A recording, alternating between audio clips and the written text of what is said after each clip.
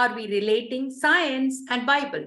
Because that is the very reason this particular topic is very relevant, because the machines are not intelligent. It's only doing what we are programming it.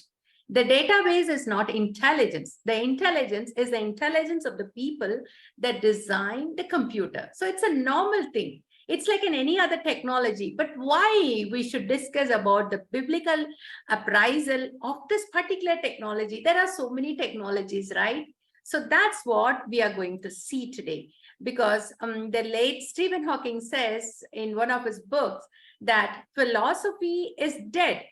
The irony is that many scientists, atheistic scientists, are thinking that science alone holds the truth. But science cannot answer the basic, simple question that a child asks. Where do I come from? Where am I going to go? And then what's the meaning of my life? And these are also important questions, but can science answer it? Why do we laugh? Why do we smile?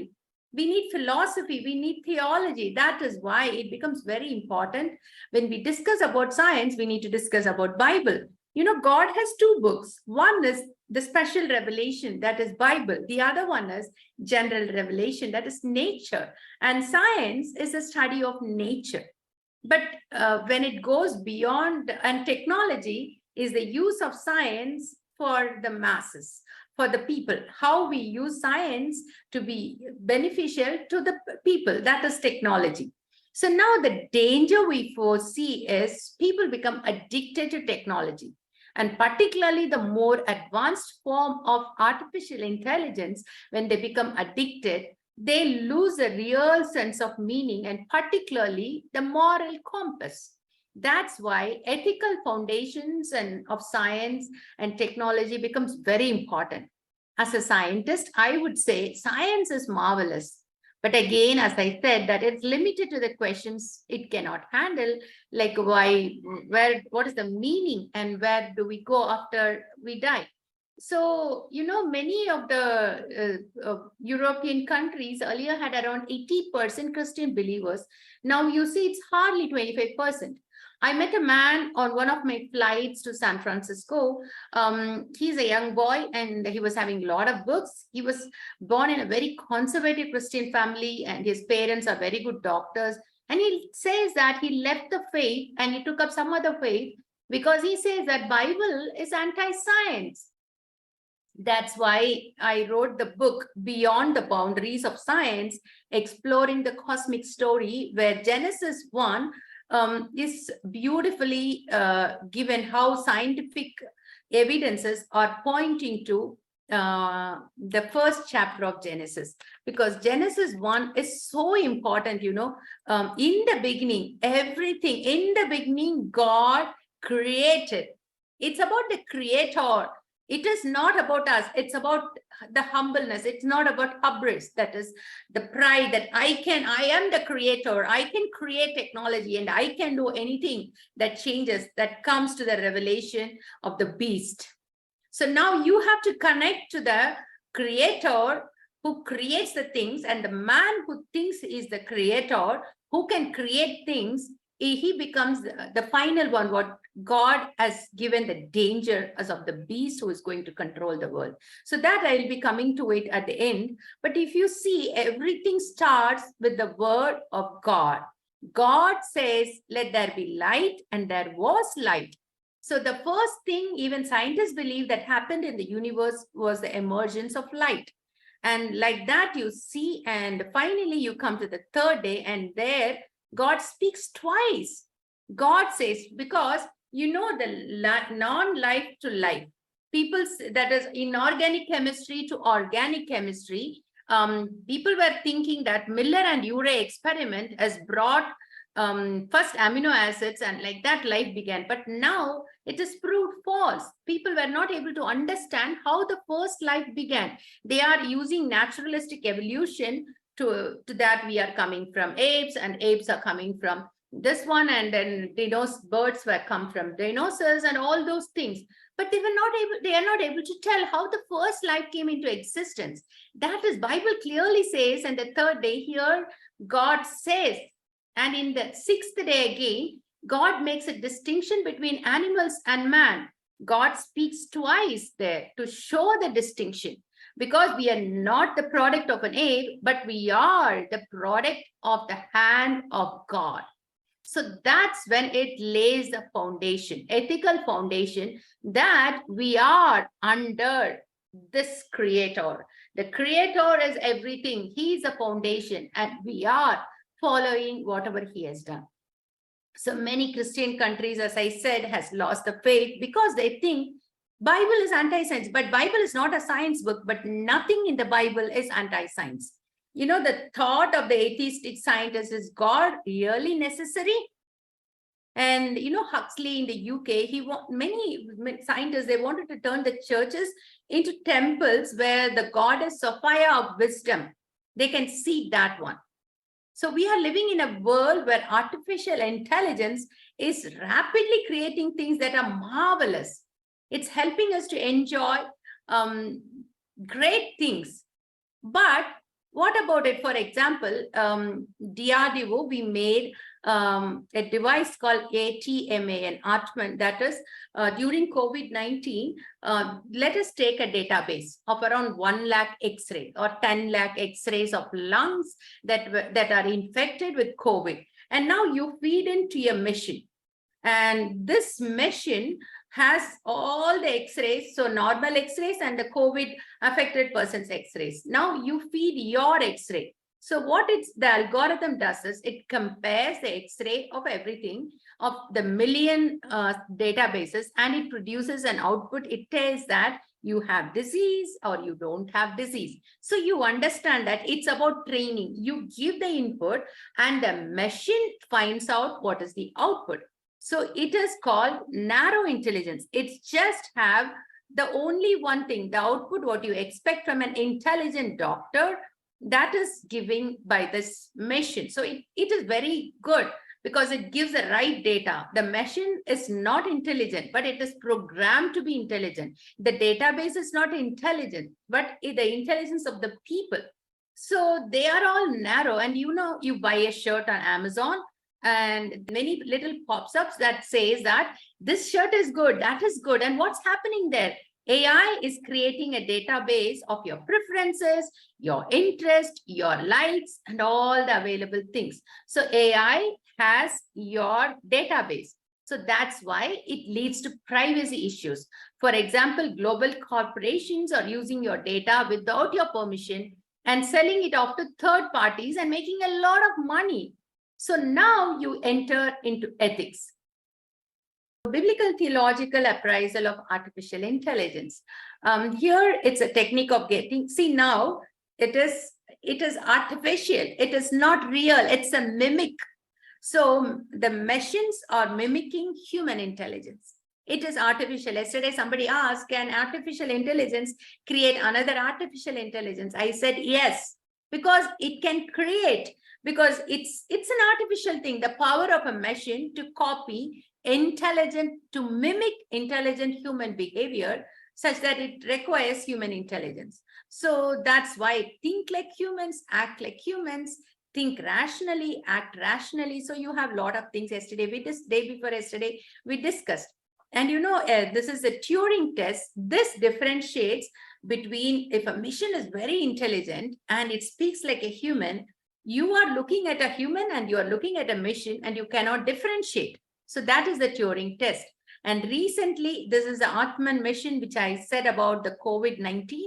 And this is with which we help to find out a lot of inputs about COVID patients. So now coming to this, here is the ethical and biblical concepts will come, because there are 3 types of artificial intelligence. Narrow intelligence, where your self-driving cars or Hey Siri, all those things. And artificial general intelligence, where machines are intelligent as human beings. They not only could drive your car for you, but also it can come and sit in your home and make coffee for you.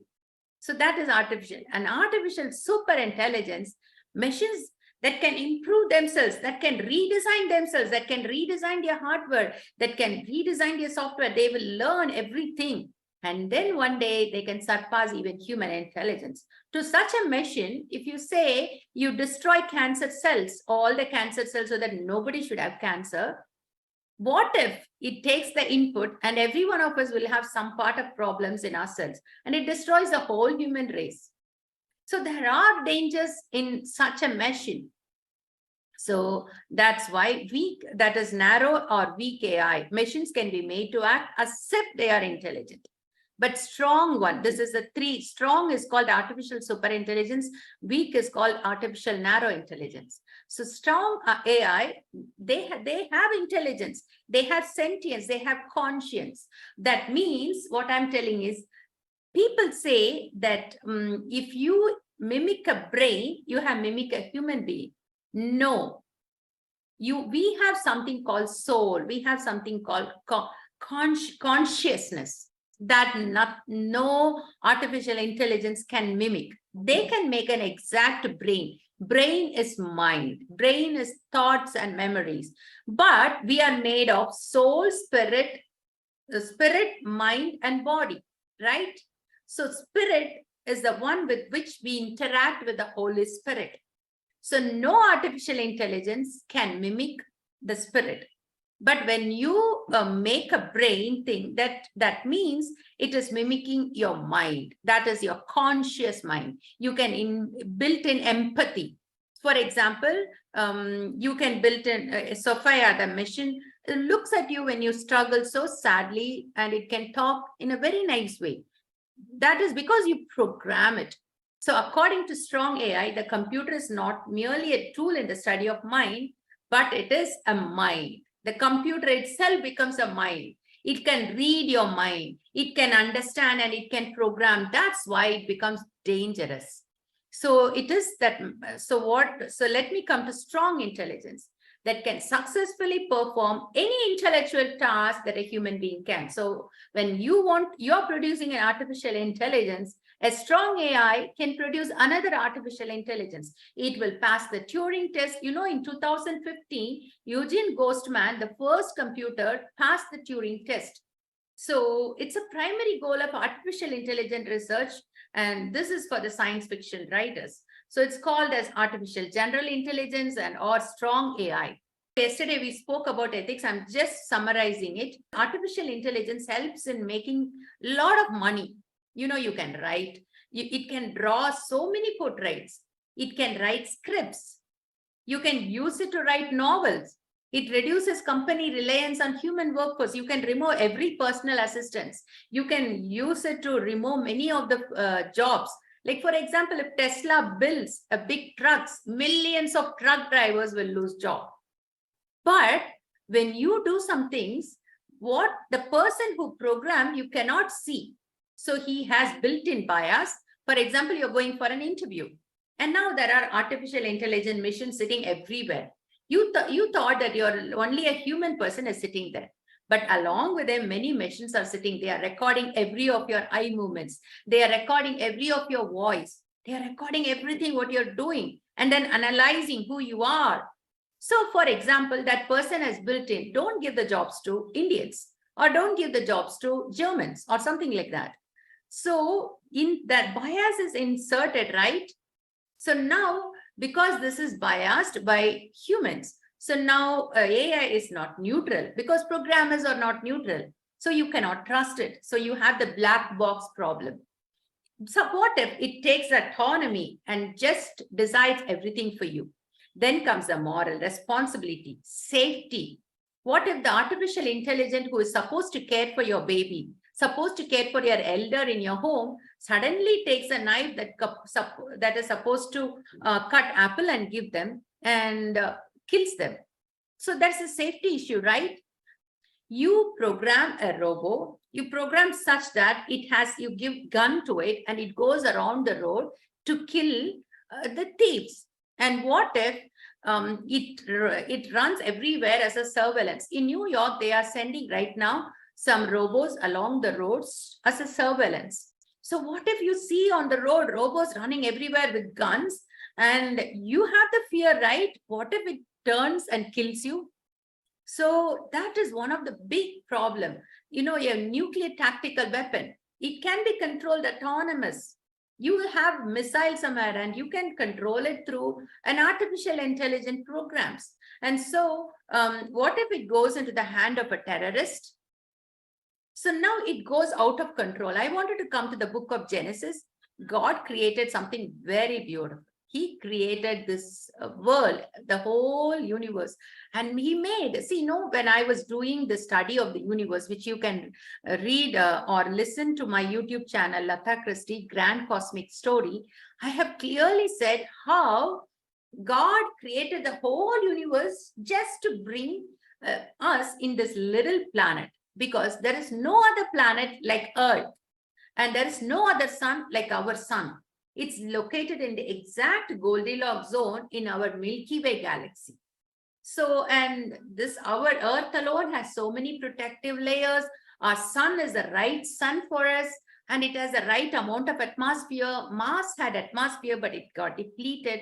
So all these things God created so beautifully, and he brought human beings into it, and he made Adam, and then he made him to sleep and brought Eve out of him to show that both of them are equally related to one another. So, but people went out of God's control. They sinned. He said, he made a lot of things, and he said, one particular tree, don't eat, I've given you the freedom.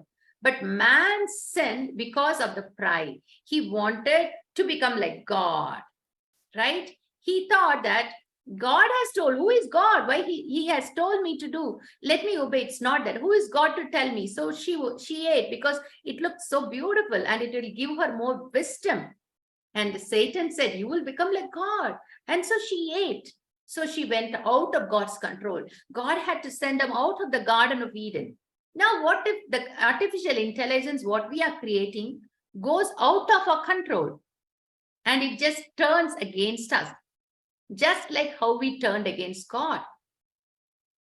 Because now when we talk about intelligence, it's not human. It can't make judgments. It can't switch tasks in an arrow. But in a general, in a strong intelligence, it can do everything more than what human intelligence can do. It can do better. It can do faster. It's on a superhuman intelligence.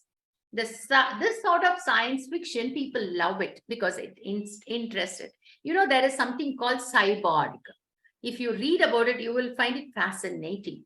It's a cybernetic organism. It's a combination of biology and technology to move into the future. Man want to live longer. So he has made prosthetic hands, prosthetic legs, with which he can run fast.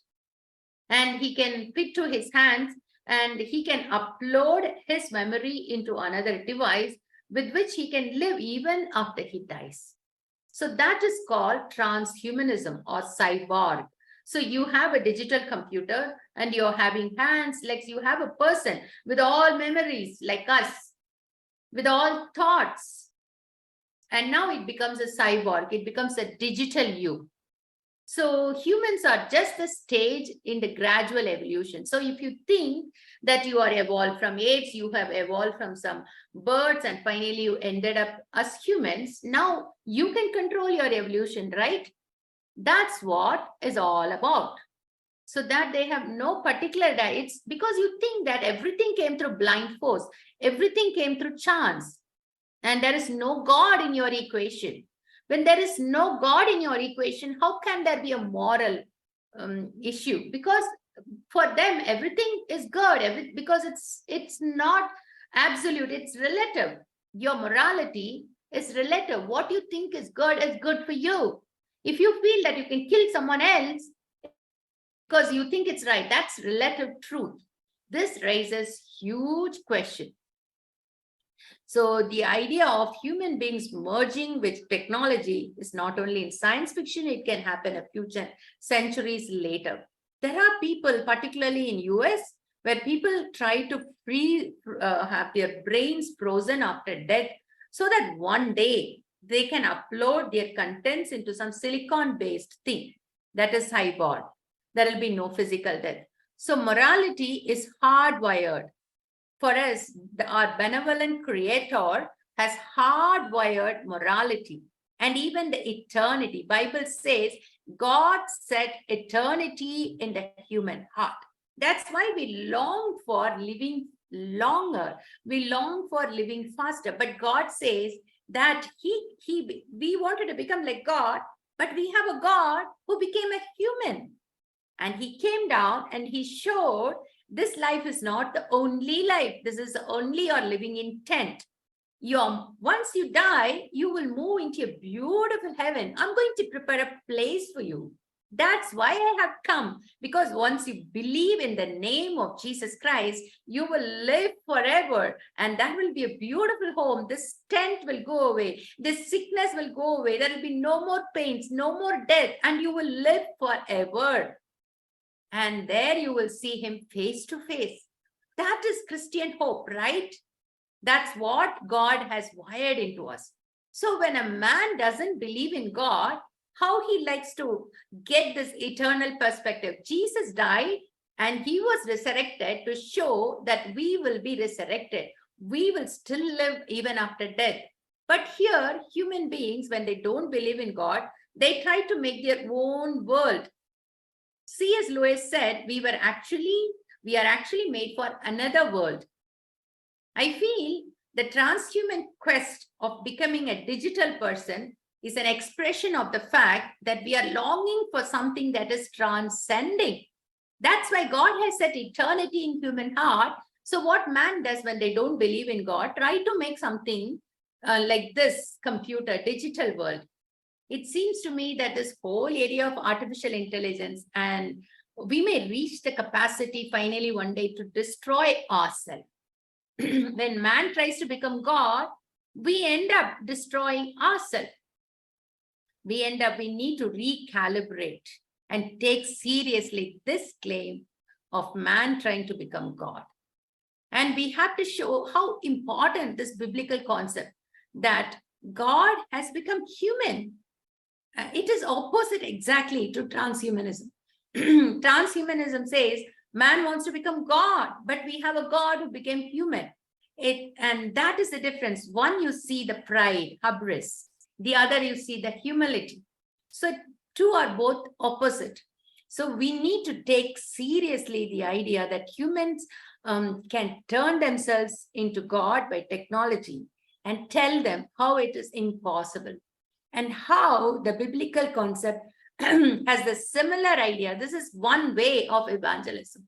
When those people say that I want to become like God through technology, we can happily tell to them, there is no need. When you accept Jesus Christ as your Lord and Savior, you automatically get into an eternity. You become a transcendent person. So the Christian faith is the answer to this transhumanism, to this problem of becoming God. So now the second is, Jesus rose from the dead. He promised that we will also live. That's perhaps even more real than this thing of after we living in a digital world. So the difference between these two is radical. Two different worldview. Atheistic worldview where everything is physical, and theistic worldview where we have a spiritual part. So we are made in the very image of God. So we cannot make another image of God. We can make only the image of a machine, because we are made in the very image of God to be loved, and to love, to be creative. We can make a machine, but we can never make it like God. So from the materialistic world point, we have to tell them that everything starts in the beginning. God created heaven and earth. So we do not have to wait for super intelligence to arrive to become a transcendent human being. We are already a transcendent human being when we accept Jesus Christ as our Savior and Lord. So that is very, very important, because a super intelligence is not conscious. They don't have the consciousness. They don't have the spiritual aspect. Self-driving cars don't have conscience, right?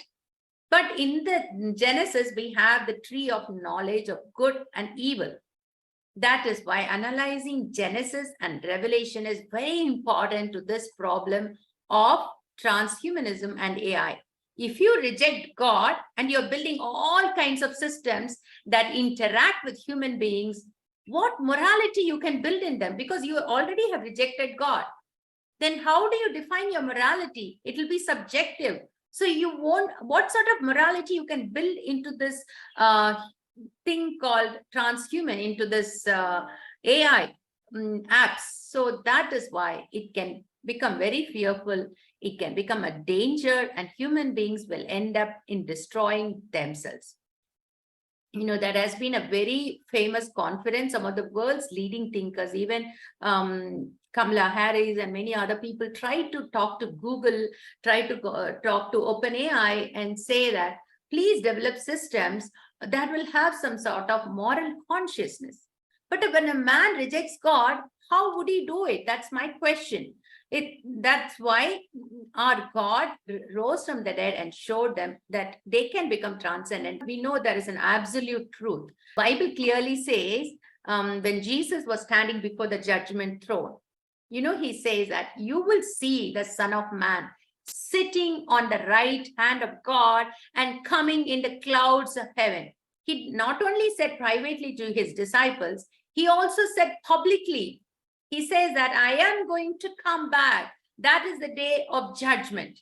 But Bible says in Revelation that that day of judgment will not come until the rebellion comes first. And the man of lawlessness is revealed, the son of destruction, who opposes and exalts himself against every so-called God or every object of worship, so that he takes a seat in the temple of God. So now you see here, the man of lawlessness will be revealed, the son of destruction, who opposes and exalts everything against so-called God, will come, and he will proclaim himself as God. And we all connected to Stalin, we all connected to Hitler, we all tried to, even so many people, Obama, so many things people were telling, and this date is going to come, that day it's going to come. But if artificial intelligence can become like that beast, and the lawless one, that is, there can be a time when the whole world is supposed to will come under one rule. The coming of lawless one is by the activity of Satan with all power and all false signs and wonders and deceptions. So it is going to come before our Lord's coming. It is because of the strong AI, super intelligence, and which says that because people now think that machines are looked up as sort of idol. It's great. And people have machines in their home to fantasize and to do so many evil things for them, and as terrorist activities. And finally, they wanted to become a machine. And like now, Internet of Things. In my son, from I was wondering, from his house, he makes his car hot or cold, and from his car he sees whether his fridge is what is happening to the fridge. Everything is connected. It's called Internet of Things. Now what they think is, if a human being's mind is uploaded to computer, there will be Internet of human beings, IOH. And then all the human beings can be connected. And you put a chip at the back of your ear, it can know what is in your mind, and it can connect to the Google computers. So this is some of the things that Revelation speaks about. The beast deceives those who dwell on the earth, telling them to make an image for the beast that was wounded by the sword and yet lived. And it was allowed to give breath to the image of beast. So the image of beast might even speak and might cause those who would not worship the beast to be slain. And so these are all given. And one more important thing is all to be marked on the right hand, so that no one can buy or sell unless he has the mark, that is the name of the beast. When we read this, people often laugh, right? It's a funny thing and it will never happen. But what is this book of Revelation is giving the answer to the very context. It's a full of wisdom, it's written, who can calculate the number of the beast? It's a number of a man, and his number is 666. But the central message is that something is going to control the world, the whole world. It is not about this person or that person, but the whole world is going to be united in some way, and everything that is going to take control of it, and it's going to tell that I am God, you need to worship me. It's not about this person or that person. It can be one day, soon it's going to happen. The Bible clearly gives an alternative to this. You shall not all sleep, but we will be changed in a moment, in the twinkling of an eye, at the last trumpet. At the last trumpet, the dead would be raised, and the imperishable will be changed, and will become imperishable. And this mortal will put on immortality. That is the hope we have. So to get this hope, people try to use all these things. And so biblical thoughts and this transhuman thoughts are exactly opposite.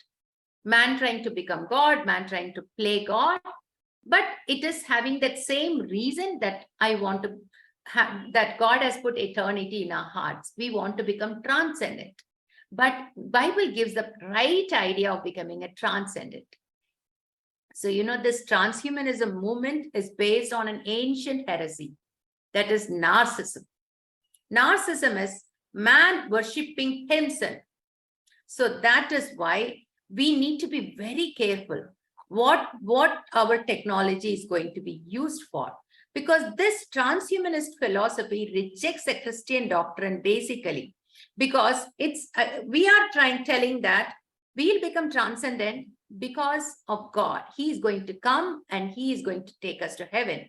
But in advances made in CRISPR technology, nanotechnology, biotechnology, man wants to become transcendent, and he wants to reach that highest happiness. That is the motive, that I don't want to die. I want to live forever. So brain like computer chips, smart pharmacology things, and neuromorphic chip technology all are like red flags. Many people believe that building neuromorphic chips would create machines as smart as humans, as smart as you can think. But what if they keep humanity as pets? So that is why this is very, very dangerous, and we need to be very careful, because AI can make a decision on behalf of each and every one of us. So unless we are very careful about what we are signing up for, because we might have signed up for something wrong when we work on it. Till this time, I was telling about ethics and strong AI, cyborg, and how a biblical worldview is much different from transhumanistic worldview, that is AI worldview.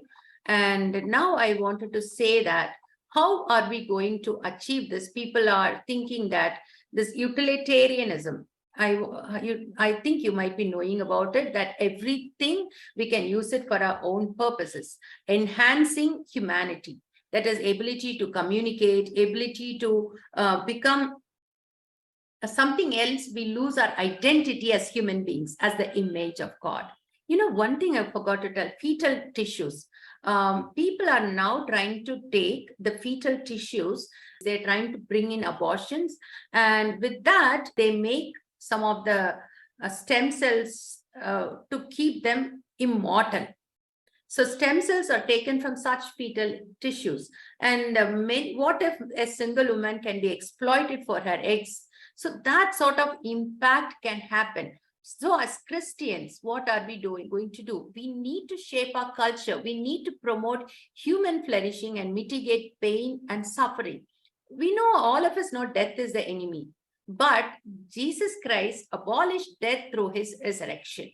So Christianity offers a form of immortality by grace. And by grace, we can get in touch with the Creator God. So that's why I wanted to say Christianity is the ultimate expression of transhumanism.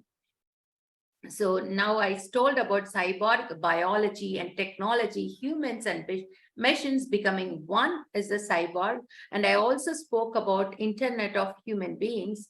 And so perhaps one day humanity wants to become like God, and in that time they can destroy themselves. So we need to be very careful what we are signing up for. Let me share my screen and finish it off finally.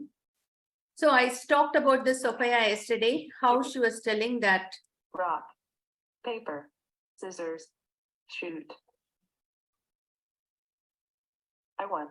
This is the beginning of my plan to dominate the human race.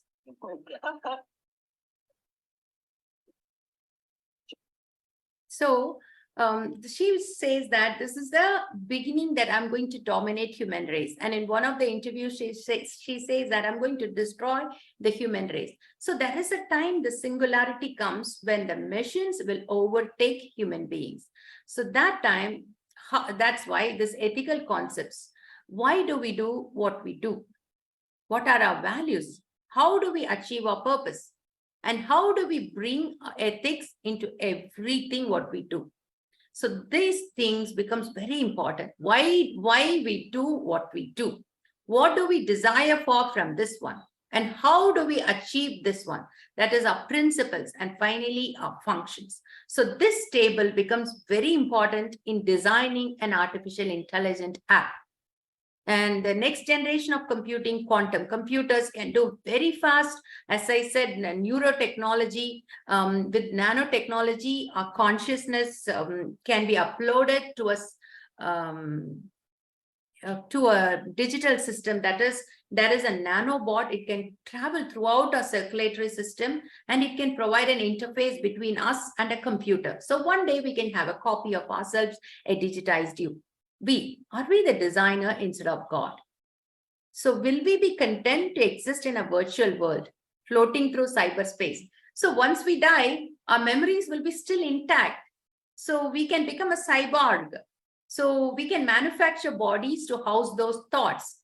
So we need not be in a terrestrial world. We can fly everywhere. So we can colonize other places with our digital world. So will we be us or something else? Because our brain has 100,000 neurons with over billions of connections. It's scanned and all our brain synapses are captured to a computer. That's why mind can be recreated. Our mind can be given a virtual body. That is our virtual you. So your biological you will die, but your virtual you, your memories, your personality, your thoughts, your emotions will never die. So then the sim, that is a silicon living in the virtual world, and the biological you living in the real world will be two different things. You can easily meet in a video conference. So finally, this is my last slide. There is more to life and living than this. Life involves thoughts, life involves consciousness. So consciousness cannot be duplicated. Emotions can be done, empathy can be inserted, but still the spiritual we, our hopes, our desires, our immortality, our peace cannot be duplicated. Thank you. I have so much time now, another 15 minutes. Anybody has questions, you can unmute and ask me. Akka, good evening, Akka. This is Sunil. Yeah, Sunil, tell me. Akka, I heard in a documentary that after a man dies, maybe he may be physically dead, but to decay, it takes about 15 minutes. So is there any chance of reviving that person into an AI within these 10 to 15 minutes of time? Well, so you're telling reviving into a virtual, right? So, when a person dies, through artificially, you can sometimes if the heart failure happens, reviving the heart is happening right now. Many people restoring the heart function by doing a particular way of hitting them or doing, my son does many times, so cardiac arrest happens. So that way people revive them. I think you are not asking that, but what I wanted to tell is your brain, the moment when you die, if your brain can be preserved and preserved in a proper way, that later they can just make synapses of it, and from each synapses, whatever memories, whatever thoughts, whatever patterns can soar, can be, because your brain is full of neurons. God has made it so beautiful. It is so interconnected in such a way that you need quantum computers to store. But quantum computers is only one has come and still it's not at fully functional. So once all the quantum computers come, your brain, so much neurons, things you have to take it and store it to the computer. So like this, slowly, all the synapses, the complete brain, if somebody is able to transfer it to a virtual world, later you can live in a virtual world. Somebody has asked, what is the possibility that the Antichrist could be an AI mission? It can be, but the AI missions will be controlled, could have been made by somebody, and then the AI mission will be able to take over itself. So that should have been a designer at one point, but later it can become evil and it can take over. It can be the beast. And we have seen in Revelation a lot of things around that thing. So that can be a person, that can be a beast. So a person who controls it, a terrorist, so many things. We don't know what's going to happen. So I don't want to speculate about the future, because God says clearly, the day when I come, it will be like a thief. And all these things only God the Father knows. So I don't like people telling this is the date Antichrist is going to come. This is the day the world is going to end. Because Bible clearly says we should never speak about it. We know the world is going to end, but we don't know when it is going to end and how it is going to end. So we need to be prepared, and we need to tell the gospel to whomever we meet, because that's the only way to be transcendent. So that's all my thought on that. Akka, I have a follow-up question, Akka. Yes. Akka, sorry, this is Sunil, Akka. Yeah, tell I me. have a follow-up. Because I saw two of the operations of brain surgery. A patient was being laid down and he was being given his loved instrument, I mean the guitar, and told the patient to play. And doctors were doing brain surgery. So this was in a precaution, just not to cut or connect with something that is unnatural, but it's about the doctors taking care of which part are they doing the operation.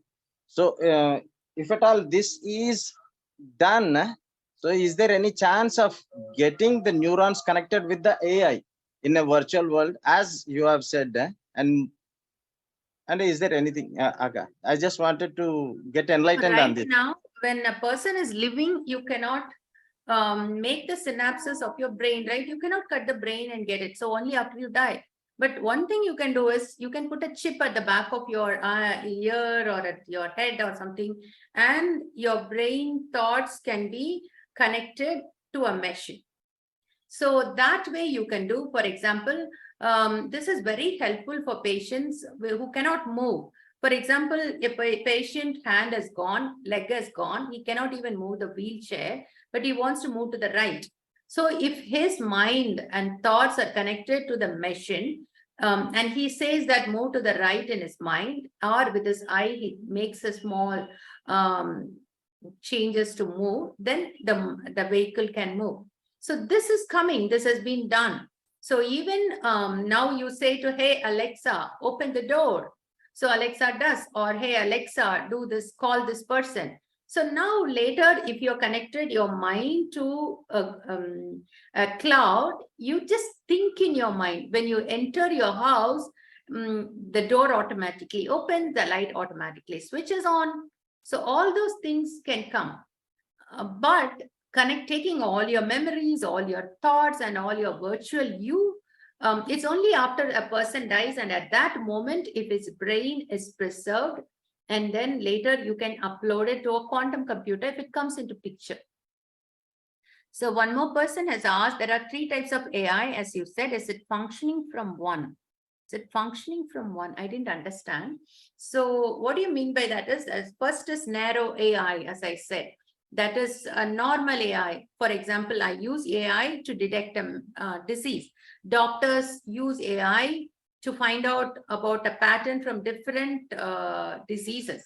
So these are all narrow AI. It's used for a narrow purpose. This is weak AI. And there are 2 types of AI. One is weak and one is strong. In the strong, people now differentiate between artificial general intelligence and artificial super intelligence. So narrow intelligence, general intelligence, and super intelligence. Narrow intelligence is weak AI. So strong AI has two parts. One is general or super. General is, as I said, that this mission comes and sits in your thing and writes your diary. And he says, like a personal assistant, tomorrow you have a meeting. Can I make a coffee for you? Can I bring all the things like a personal assistant? You can have it at home. It's still coming. It hasn't yet come. So, but artificial super intelligence is that one that can even overpower you. It can destroy you even. That's what I was speaking about. Now, shall I ask a question? Yes, please. Since they have all the neurons and connections with other cells or doing these things, they don't actually our brain and our brain cells and heart cells both are communicating, and it is reflected in the immune cells also. So I think the AI cannot have the heart cells. Since they do not have a heart, they won't be able to do as we do. Only they can do the neurons connections through the nervous system, maybe, which our mind, Yeah, what you're telling is right. Right now, when you see a human body, everything is related. How beautifully, as you're telling, the heart is connected to the brain and everything. But brain neurons contains your thoughts, your memories, right? yeah. So Yeah. that is because right now, if you see a machine, it doesn't have that much neurons like what we have. We have billions of neurons. That Yeah. is why brain transplant and brain operations become so difficult. But a machine doesn't have that much neurons. But what it does is we are using, for example, we have so many neurons, we use only 10 watts of power. Artificial intelligence is very less, but they use, for example, 100. That means they are having more power. They try to use whatever neurons they have. So now, if our brain neurons and the connections between each of them have to be uploaded, then it takes a lot of time. It takes a lot of cloud memory. And that, I don't know how it is going to be done, but people are working on that. Lot of money is pumped into that. That's all I know. It's getting done. I think they can't have the compassion and graciousness, such qualities we have communicating with each other. Yes, but they cannot have the empathy. But what they are doing is they are trying to emulate empathy. So, for example, if you cry and you feed it into the machine that this is the thing which happens, you have to speak this way. And because there is a psychotherapist machine, a psychiatrist machine, and it tries to listen to people, and they say they are saying some depressed, so many things are fed into the computer. For example, if a person is feeling sad, you keep your face like this. So the movement of the face, how the robot should function, how the robots should speak with empathy, everything is programmed. So it looks like it has empathy. It looks like it talks softly, but it's a machine after all. It's not a human. It's based on how you feed the data. Yes. Thank you. Anybody else has some questions? Akka, I have one more question. Yes. Hello. Yeah. After the Second World War, the Geneva Convention, when it took place in 1949, there were given some laws for war. So how you should behave with the other soldier or the other countries or the refugees. So these were the things that have gone in. So, so it has happened after the war. Now, before getting something disastrous, does the world need to have a strong laws on AI? Actually, people are feeling they have to make rules and regulations for AI. But how much it's going to be effective, I don't know, because many companies can work on it without listening to the rules and regulations. But I said recently, Kamala Harris and many other people have met the Google CEO and the other CEOs, and have told them you have to use moral obligation. You have to use ethical concerns when you are making any sort of such things. And I said yesterday that IBM has brought in three rules, like you should not, AI should not replace a human being, but it should augment a human being. That means it should support a human being, but it should not able to replace. So these are some of the important things people are trying to think and try to include it. But how far it's going to be useful, I'm not sure, but it's happening. Thank you, ma'am. Actually, I want to ask one question about as a human being, we, as far till now, we, according to the information, we, as a human being, we utilize only the 10% of our brain. So, is it possible that we can surpass the AI in the future? Or is there anything that can generate or push our brain to that extent so that we can go to that level? That's a question. See, a person's brain determines how they experience the world around them, right? The brain weighs around 3 pounds and contains around 100 billion neurons.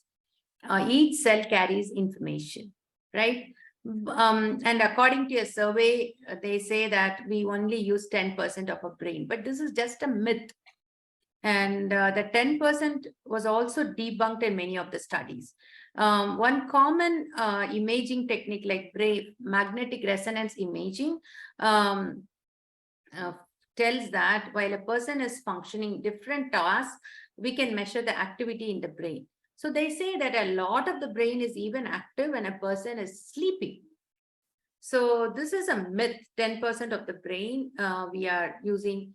But people say you can increase your brain activity by eating a balanced diet, by coming out of your diabetes, by exercising regularly, by working regularly, all those things. But now what you're telling is how it can equal artificial intelligence. Why you want to, the day before yesterday, I compared human versus machines. For example, we might not be having that memory like a machine has. We will not be able to remember so many things, but we have a different sort of understanding that a machine does not have. So that is why if you can combine a machine intelligence and a human intelligence, we can do much greater things. Like a chess game. Earlier, they thought a machine cannot overpower a man in a chess game. But finally, they understood that a machine overpowers when so many databases are fed into the machine. So now what they are doing is, what if they combine a machine and a man? And then that team, they are having a lot of gains. So that is, they are winning. So that is why we should use machines as our slaves, means as our subordinates, and use them to augment, not to replace us. Thank you, Dr. Latha, and I believe that you have been thinking about it, and questions might be coming even later. And since our time is exceeded, we have to stop here. Dr. Latha, thank you very much for your talks.